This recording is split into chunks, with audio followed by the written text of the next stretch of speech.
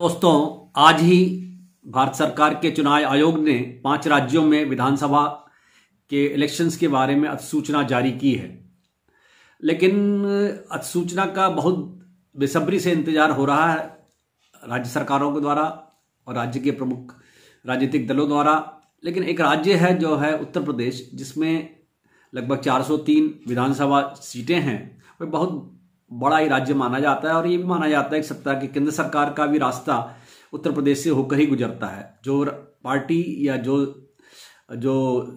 Party ज़्यादा अच्छा perform करती है उत्तर प्रदेश में, वही केंद्र सरकार में भी सरकार। तो इस बहुत प्रतिष्ठा का सवाल है सरकार के लिए, केंद्र सरकार के लिए भी बड़ा चुनौतीपूर्ण है भी ये समय भी है कि कैसे इस इलेक्शंस में जो 2022 में होने वाले हैं, जो 7 चरणों में उत्तर प्रदेश में हो रहे हैं, 10 फरवरी से लेकर 7 मार्च तक, जिसके वोटों की गणना 10 मार्च तक स्टार्ट होगी और उसी दिन शायद संभवतः रिजल्ट पता लग जाएंगे।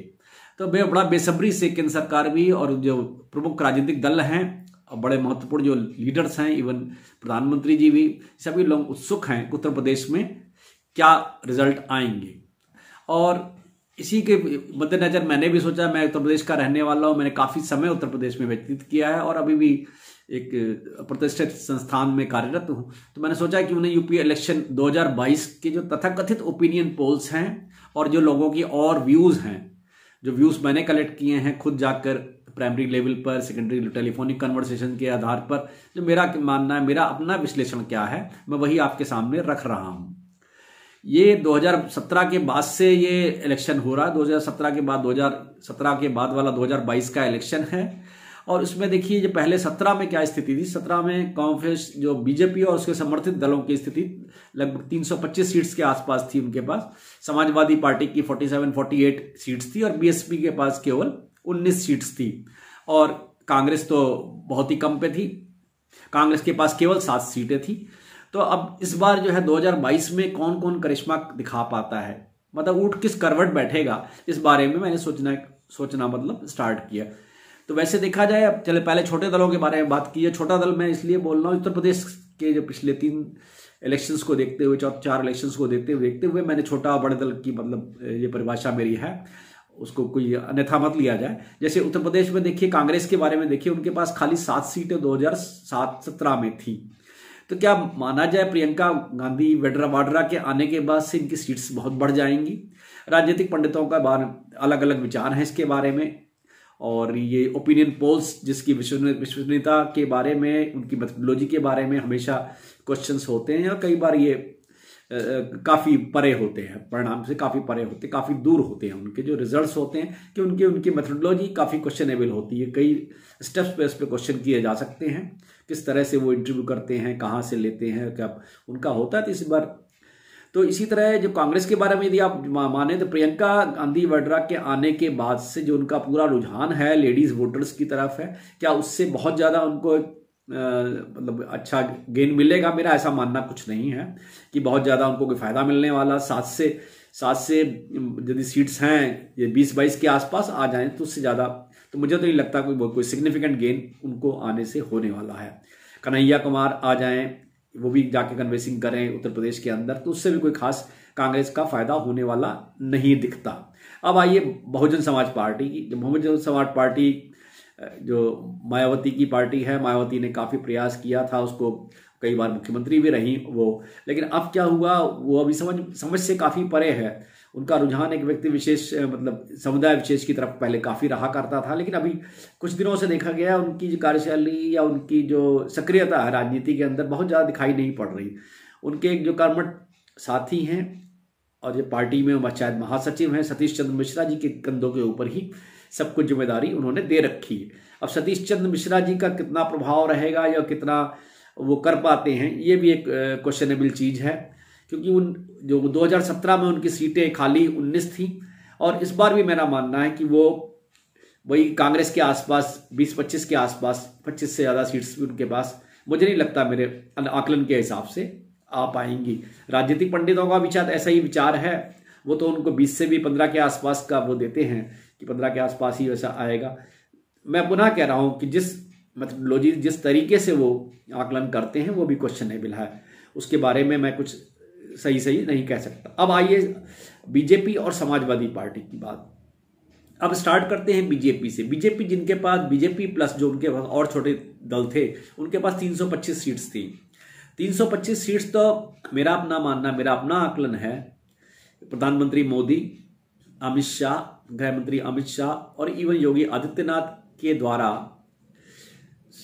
निरंतर प्रयास किए जा रहे हैं। बहुत एग्रेसिव कन्विंसिंग भी की जा रही है। नए नए प्रोजेक्ट्स का शिलान्यास किया जा रहा है। जैसे अयोध्या में आपने करा, अयोध्या में मंदिर का निर्माण स्टार्ट करा दिया। काशी विश्वनाथ कॉरिडोर का भी इस्तेमाल स्टार्ट हो गया। और मथुरा के बारे में वक्तव्य इन लोगों ने दिए हैं, इनके केशव प्रसाद मौर्य ने भी दिए हैं। तो क्या इसका बहुत ज्यादा फायदा बीजेपी को मिलेगा? बीजेपी को फायदा तो मान सकते हैं मिलेगा। कई चीजें हैं इन्होंने जो की हैं, जैसे अयोध्या है, काशी विश्वनाथ कॉरिडोर है, जेवर एयरपोर्ट के आसपास का जो वेस्टर्न यूपी का इलाका है, जो इन्होंने बहुत सारे एक्सप्रेस वेज के उद्घाटन भी कर दिए हैं। मेट्रो कई सिटीज के अंदर यूपी में स्टार्ट कर दी है। एयरपोर्ट्स जो है इन्होंने कई एयरपोर्ट्स को इंटरनेशनल एयरपोर्ट्स इवन यूपी में बना दिया है। मेडिकल कॉलेजेस भी काफी स्टार्ट कर दिए। तो इसका फायदा तो मैं नहीं कह सकता कि बहुत ज्यादा मिलेगा, लेकिन मेरा इवन अपना जो आकलन है 325 से इनकी सीटें बल्कि कम होने वाली हैं। इनकी सीटें कम होने वाली, इनकी सीटें मुझे नहीं लग रहा, इनकी सीटें 220 और 240 250 के 220 से 250 के बीच में इनकी सीटों के आने का मेरा जो अपना अनुमान है, जो मैंने प्राइमरी लेवल पे लोगों से बात की और मेरा अपना जो दृष्टिकोण है उसके हिसाब से मैं कह रहा हूं। हाँ, लेकिन फिर भी ऐसा रहेगा कि चाहते ना चाहते इनकी सरकार तो बनी जाएगी। सरकार को इनकी बनने से कोई रोक नहीं सकता, ये एक बात रहेगी।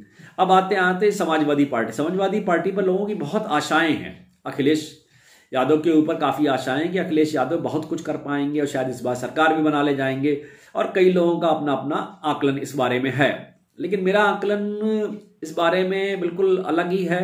समाजवादी पार्टी जिसके पास करीब 47-48 सीट्स थी 2017 में, और इस बार मुझे नहीं लगता है कि ये 150 से ज्यादा का आंकड़ा छू पाएगी। समाजवादी पार्टी नो डाउट अच्छा करेगी, 50 से लगभग 3 गुना सीट्स के पास आ जाएंगी और 150 के आसपास सीट्स आने की बात है। देखिए इनके फेवर में क्या बात है, इनके जो उन्होंने कोशिश की जा रही है, एक इनका सोशल इंजीनियरिंग का जो इनका कॉन्सेप्ट है, इनका ये कास्ट स्पेसिफिक जो अलायंस कर रहे हैं छोटे छोटे दलों से, जो इन्होंने अलायंस किए हैं बहुत छोटे छोटे दलों से, उसका ये सोच रहे हैं इनको बहुत ज्यादा बेनिफिट होगा। और इनके जो शिवपाल यादव थे, इनके चाचा जो अखिलेश के, उनका भी पार्टी में मतलब समर्थन मिल रहा है। तो उससे लग रहा है इनकी सीट्स बढ़ेंगी, सीट्स जरूर बढ़ेंगी, सीट्स लगभग 3 गुने के आसपास हो जाएंगी। अब इन्होंने वेस्टर्न यूपी में जयंत चौधरी से भी समझौता किया है, वेस्टर्न यूपी में उनका थोड़ा सा है, और अभी राकेश टिकैत से भी कुछ उनके बातचीत चले, क्लियर नहीं है वहां पर। लेकिन मेरा अभी भी मानना है कि अखिलेश यादव की सीट्स 2017 के मुकाबले जरूर बढ़ेंगी। लगभग 3 गुने होने की संभावना है। 47-48 से लगभग ये 150, 155, 145 के आसपास इनकी सीट्स आ सकती हैं। लेकिन फिर भी अखिलेश जो है गवर्नमेंट बनाने से काफी दूर रहेंगे, क्योंकि इसका रीजन क्या है कि बीजेपी अपने दम पर ही करीब 220 से लेकर 240, 242 के आसपास सीट्स ला सकती है। और अखिलेश के पास मान लो 150 सीट्स आने के बाद भी वो इवन चाहे कांग्रेस से अलायंस करना चाहें, बीएसपी से अलायंस करके मिलाकर भी इनकी सीट से लगभग उतनी नहीं हो पाएंगी, बहुमत के करीब नहीं आ पाएंगी। इस रीजन से जो है बीजेपी पुनः अपनी 2022 में शायद अपनी सरकार बनाने में सफल हो जाएगी। ये मेरा अपना आकलन है, ये गलत भी हो सकता है। मैं क्योंकि आज ही चुनाव की अधिघोषणा हुई है, इसीलिए मैं अपना वीडियो आज ही के लिए बना रहा हूं और आगे देखते हैं इसमें क्या होता है। हो सकता है समय समय पर कई और इवेंट्स होते हैं, घटनाएं होती हैं, कई नई चीजें होती हैं, कई नई बातें बनती हैं, अलायंस हो सकता है कुछ और भी बने, इसके बाद इलेक्शन अनाउंसमेंट के बाद भी हो सकता है कोई अलायंस आए। लेकिन उसका कितना प्रभाव होगा ये तो एक राजनीतिक पंडितों के लिए एक विषय है, चर्चा का विषय रहेगा, अध्ययन का विषय है, और लोग अपने अपने अध्ययन के अनुसार इसके बारे में कुछ ना कुछ कहेंगे। आशा है जानकारी मेरी आपको सार्थक लगेगी और ये अच्छी लगे तो इसको जरूर देखिएगा।